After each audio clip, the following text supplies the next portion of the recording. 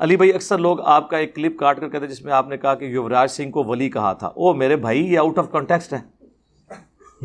یہ تو اسی طریقے سے قرآن میں لکھا ہے حضرت عیسیٰ اللہ کے بیٹے ہیں, لکھا ہوا ہے, لیکن ساتھ لکھا ہے لقد کفر الذین قالوا ان اللہ هو المسیح ابن مریم, اور لقد کفر الذین قالوا ان اللہ ثالث ثلاثہ. وہ کافر ہیں جو کہہ رہے ہیں اللہ تین میں سے ایک ہے اور اللہ عیسیٰ ابن مریم ہے. یہ تو آؤٹ آف کانٹیکسٹ ہے نا. اگر آپ اتنا لے لیں, میں نے یہ کہا تھا کہ اگر کوئی شخص ولایت یہ مانتا ہے کہ کوئی کرتب کر کے دکھا دے یا روٹین سے ہٹ کے کوئی کام کروا دے, چاہے اس کے عقیدے برے بھی ہوں, تو پھر یوراج سے بڑا کوئی ولی نہیں ہے. یہ میں نے پھکی الزامی طور پہ یہ کہا تھا. اور میں تو تہاڈے ولیاں نو ولی مننے سے تیار نہیں ہاں, تو میں سکھاں دے ولیاں نو کتوں ولی مان لینا ہے. پھکی میں جو کرائٹیریا بنایا ہوا ہے صحابہ اور اہل بیت والا, وہ میں تہاڈے بابے نو نہیں منتا, تو سکھاں نو میں کتوں مننا ہے؟ وہ تو ویسے ہی کافر ہیں لاجیکلی.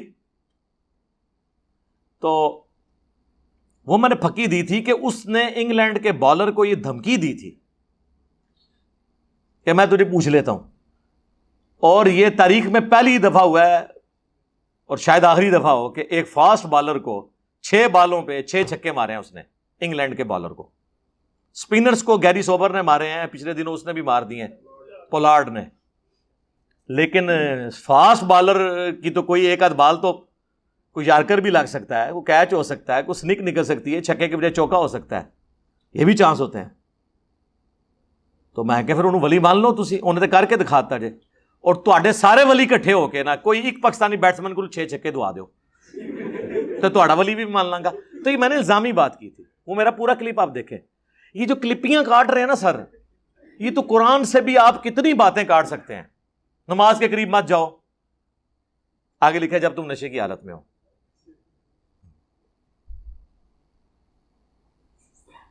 ایک بدری صحابی کو حضرت عمر نے کہا, صحیح بخاری مسلم دونوں میں ہے, یا رسول اللہ اجازت دے اس منافق کا گلا کاٹ دوں. یار حضرت عمر ایک بدری صحابی کو کہہ رہے ہیں منافق اور قتل کی دھمکی دے رہے ہیں. توبہ توبہ توبہ توبہ. لیکن یہ میں نے کلپ کاٹا ہے حضرت عمر کا. پوری بات یہ ہے کہ اس نے رسول اللہ کی مخبری کر دی تھی اور کفار مکہ کو کہہ دیا تھا کہ حضور ان قریب تم پہ چڑھائی کرنے والے ہیں, اور یہ جو میں نے حضور کا سیکرٹ لیک کیا ہے اس کے عوض تم میرے اہل و عیال اور میرا مال جو مکے میں ہے اس کی سیفٹی کی ضمانت دو, کیونکہ میں نے حضور کا راز تمہیں لیک کر دیا ہے. اب نبی کے راز کو لیک کرنا, رسول اللہ کے ساتھ غداری کرنا منافقت ہی ہے نا, اور کیا ہے؟ عملاً تو نفاق ہے نا, عقیدے میں نہ ہو تو. لیکن کمزوری ایمان کا شکار ہو کے اس نے کیا.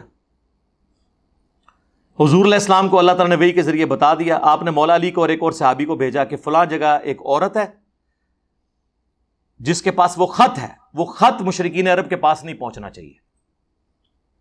حضرت علی جو ہے وہ باقی ساتھیوں کو لے کے ایک جگہ پہنچے, اس عورت تک پہنچ گئے, اس عورت کی تلاشی لی, وہ خط نہیں ملا. اس عورت نے کہا میرے پاس کوئی خط نہیں ایسا.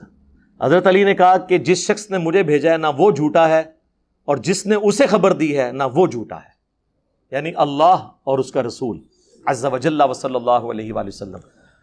اگر مجبوراً تیرے کپڑے بھی اتروانے پڑے تو میں وہ خط ریٹریو کروں گا. پھر اس نے اپنا جوڑا کھولا بالوں کا, اس میں سے وہ خط نکال کے دیا. اب وہ خط جس نے حضور کی بارگاہ میں پیش ہوا تو ریاکشن آپ سمجھ نہیں سکتے تھے. حضرت عمر یہ نہ کرتے تو کیا کرتے؟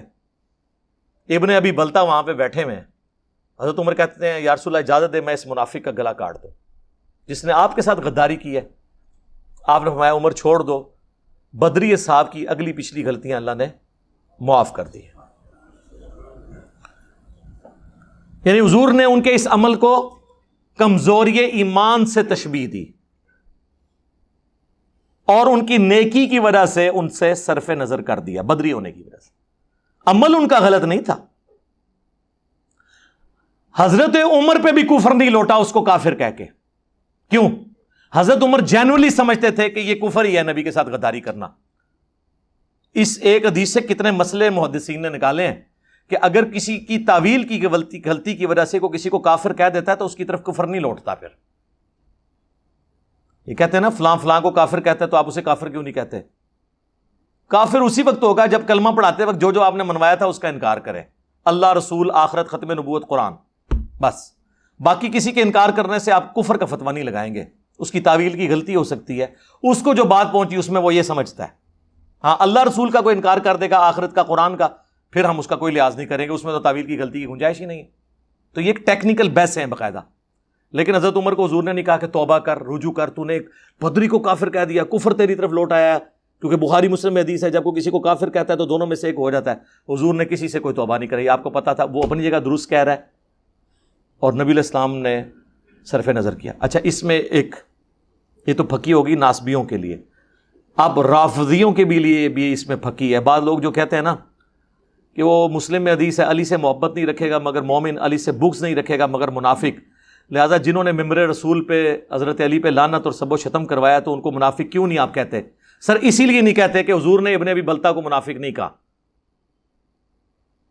ان کے اس عمل کو کمزوری ایمان سمجھا، رسول اللہ کے ساتھ ٹکر نہیں سمجھا، دنیا کی محبت سمجھا۔ اور یہ میں اپنی طرف سے نہیں کہہ رہا، سورہ ممتحنہ میں پھر آیات نازل ہوئی ہیں اس کانٹیکسٹ میں، اللہ تعالیٰ کی اتنی سخت گفتگو ہے اس کے اندر ابن ابی بلتہ کے بارے میں کہ تمہارا ایمان اس وقت تک نہیں ہے جب تک کہ تم لوگ، چاہے تمہارے رشتہ دار قریبی جتنے بھی لوگ ہو جائیں، اللہ اور اس کے رسول سے بڑھ کے جب تک ان کے بارے میں کوئی نرم رویہ رکھتے ہو تو تمہارا نہیں، اس میں بڑے سخت الفاظ ہیں اور بخاری مسلم کی احادیث موجود ہیں۔ تو اس سے یہ پتہ چلا کوئی شخص برا عمل دنیا کی محبت میں ڈوب کے، نفس سے مغلوب ہو کے بھی کر سکتا ہے، ضروری نہیں ہوتا کہ آپ اسے منافق کہیں۔ لہذا حضرت علی کے دشمنوں کا منافق ہونا ضروری نہیں ہے، دنیا کی محبت کا بھی شکار ہو سکتے ہیں۔ جو بخاری مسلم میں حدیث ہے، آپ نے اپنا جو وفات سے 1 مہینہ پہلے شہدائے احد کے قبرستان میں خطبہ دیا تھا، اور عقبہ ابن عامر کہتے ہیں میں نے آخری دفعہ حضور کو ممبر پہ اسی دن دیکھا تھا، اس کے بعد حضور فوت ہو گئے۔ تو اس میں آپ نے کیا فرمایا تھا؟ آپ نے فرمایا کہ ان قریب میں اپنے رب کے پاس جانے والا ہوں، میں تمہارا پیش رو ہوں گا، دیکھنا میرے بعد کافر نہ ہو جانا کہ ایک دوسرے کی گردنیں کاٹنے لگو، مجھے یہ خطرہ نہیں کہ تم میرے بعد دوبارہ شرک کرنے لگو۔ صحابہ کے بارے میں حضور کو یہ کانفیڈنس تھا کہ اب شرک کم از کم یہ نہیں کریں گے، البتہ مجھے ڈر ہے کہ تم دنیا کی محبت میں پڑ جاؤ گے، ایک دوسرے کو قتل کرو گے اور تباہ و برباد ہو جاؤ گے جس طرح اگلے لوگ تباہ و برباد ہو گئے۔ اس کی نمائندہ مثال وہی لوگ ہیں جنہوں نے بعد میں دنیا کی محبت یا حکومت کے حصول کی خاطر یہ سب کچھ کیا۔ میں اشارتاً گفتگو کر رہا ہوں، آپ کو بات سمجھ آ جائے گی۔